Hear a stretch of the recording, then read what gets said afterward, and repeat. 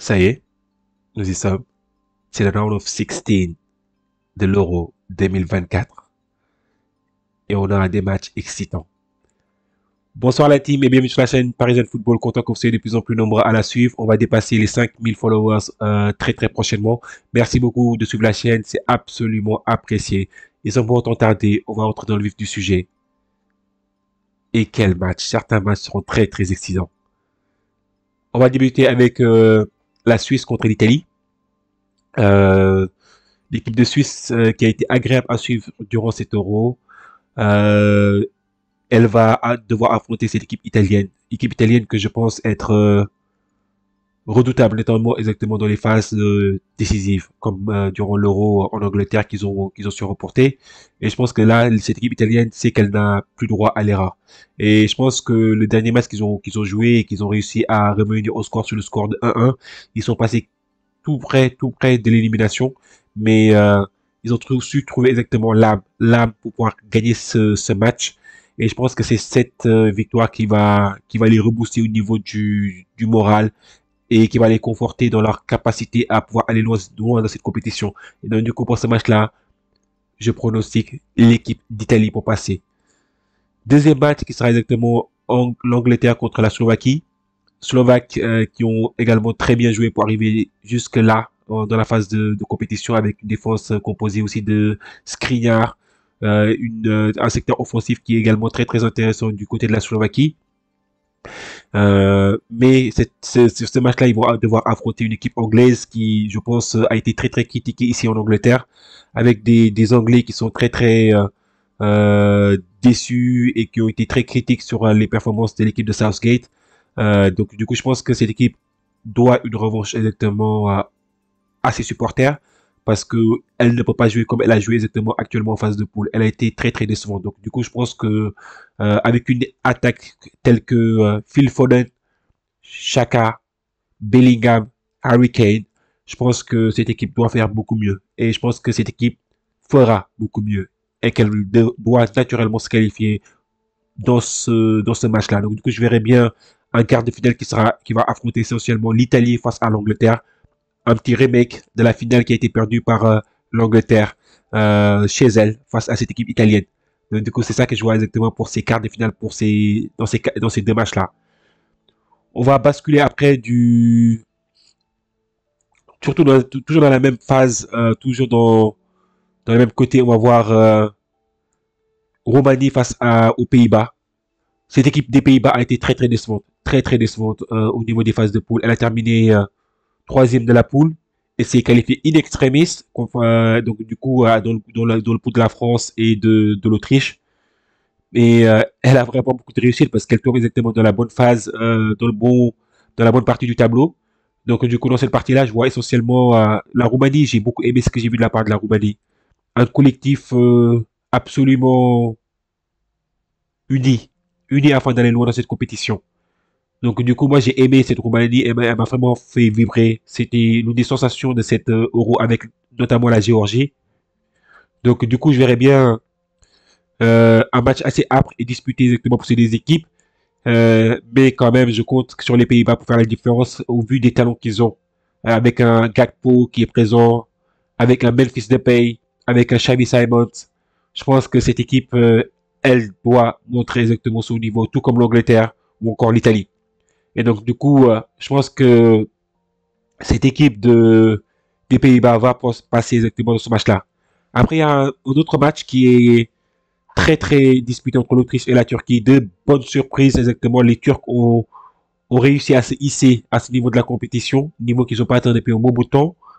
J'avoue qu'aussi le fait qu'il est troisième de poule, ça quand même ça aide à pouvoir avoir de plus en plus de d'équipes qui ont jamais atteint ce niveau de la compétition ou qui ont pas atteint ce niveau de la compétition depuis un bon bout de temps de pouvoir y être. Et donc du coup cette équipe cette équipe turque, elle est très rafraîchissante à voir jouer. Mais cette équipe autrichienne est très dangereuse, très dangereuse. Je l'ai déjà analysé exactement par le passé. Et comme je vous ai dit, cette équipe, elle ressemble beaucoup à Leipzig. C'est une équipe avec beaucoup de pressing, qui te pousse à la faute. C'était une équipe où est-ce que les joueurs sont assez généreux dans l'effort, qui ressemble à son entraîneur. Donc du coup, je pense que cette équipe va être très très difficile à jouer pour cette équipe turque. Donc du coup, je pense que cette équipe autrichienne, ce qu'elle a montré également en phase de poule pour aller chercher cette première place, je pense qu'elle mérite d'être là où qu'elle est et qu'elle va se qualifier, qu'elle doit se qualifier. Et je pense que je retrouverai ainsi une Autriche-Pays-Bas qui se sont joués exactement dans les phases de poule et qui se retrouvent en demi-finale.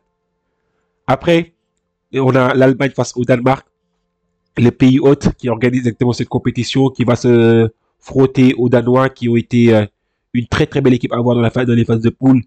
Et je pense que elle sera très très difficile à jouer et à manier pour ces Allemands-là. Mais les Allemands ont un avantage qui est ce 12e homme, les supporters qui seront là derrière leur équipe, qui vont vouloir les porter. Et je pense que cette Allemagne a la pression. Et que le retour dans le match, durant le dernier match, où ils sont revenus exactement in extremis au score, pour éviter la défaite grâce à ce magnifique but de Füllkrug.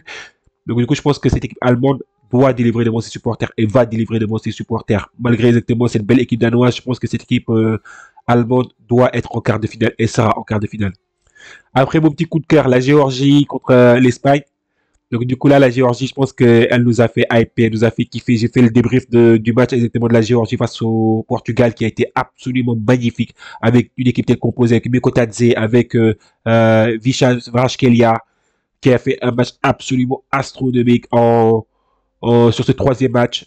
Et je pense que cette équipe de Géorgie est le petit poussé et notre favori. On aimerait qu'elle aille loin dans la compétition, mais là, franchement, elle se heurte à un mastodonte qui est l'Espagne. L'Espagne qui a été absolument brillante dans ses phases de poule, qui a dominé tous ses adversaires de fond en comble, malgré exactement d'avoir mis une équipe de remplaçants sur le troisième match. Cette équipe est quand même solide. Donc du coup, je vois exactement malheureusement le parcours s'est terminé ici pour la Géorgie, même si vous avez été ma nation de cœur pour cette compétition. J'aurais aimé que vous alliez un peu plus loin, mais je pense que vous n'avez pas eu beaucoup de réussite au niveau des tirages au sort et que la Géorgie est quand même déjà très heureuse d'être là parce que c'est la première qualification de la Géorgie et je les vois malheureusement s'arrêter là, même si c'est avec un pincement au quart. Donc du coup, je vois bien les quarts de finale sera plutôt un Espagne-Allemagne pour moi. Après, il y aura la France contre la Belgique, mais ça je vais l'analyser un peu en dernier. Et donc, du coup, je vais regarder un peu le Portugal contre la Slovénie. Donc, du coup, là, pour ce match-là, je pense la Slovénie est rafraîchissante à avoir joué. Et franchement, je pense que le Portugal sera largement au-dessus de la Slovénie sur ce match-là. Et je pense que le Portugal va se qualifier et va nous offrir exactement des quarts de finale assez excitants contre le vainqueur de la France contre la Belgique. Mais le Portugal devra hausser son niveau parce que le Portugal que j'ai vu, spécialement les remplaçants que j'ai vus dans ce troisième match, ont été très très décevants. Donc du coup, j'espère que cette équipe portugaise, avec les titulaires, sera en capacité d'aller être beaucoup plus solide que ce qu'ils ont été sur ce troisième match-là. Parce que s'ils jouent de la même manière, ça va être très difficile pour aller chercher un peu ce Graal.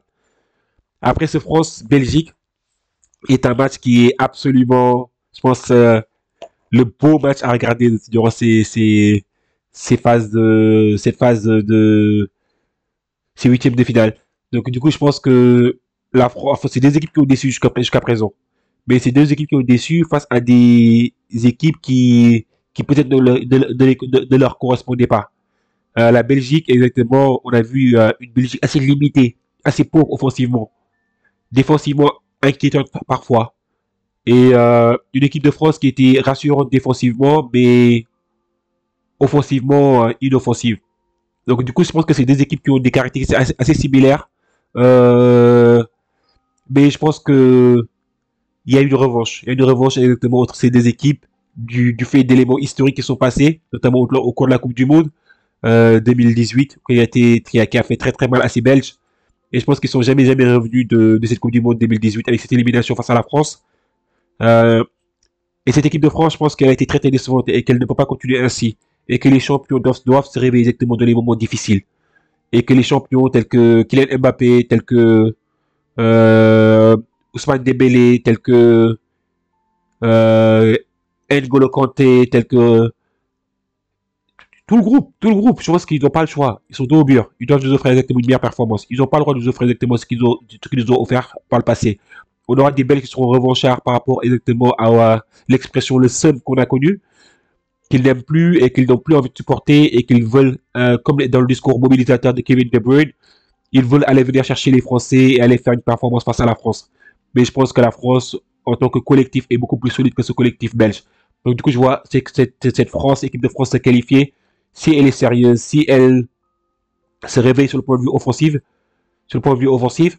Donc du coup, je pense que je verrai bien une petite des quarts des finales qui vont se disputer entre le Portugal ainsi que la France. En tout cas, ça c'est mes pronostics exactement pour ces huitièmes de finale, la 16. Et donc, du coup, après, on fera une analyse un peu plus poussée lorsqu'on atteindra exactement les quarts de finale. N'hésitez pas à me lâcher exactement vous, vos commentaires. Qu'est-ce que vous pensez se passer sur les huitièmes de finale de la compétition? Est-ce que vous pensez que vous avez une opinion différente du bien? En tout cas, n'hésitez pas à me lâcher vos avis dans les commentaires. Et merci beaucoup de suivre la chaîne parce que ça fait super plaisir la team. Et c'est pour vous que je fais des contenus. Du coup, merci du support que vous me donnez. Merci beaucoup en tout cas la team. On se donne rendez-vous très bientôt. Et enjoy, profitez bien de ces matchs qui sont absolument excitants à voir.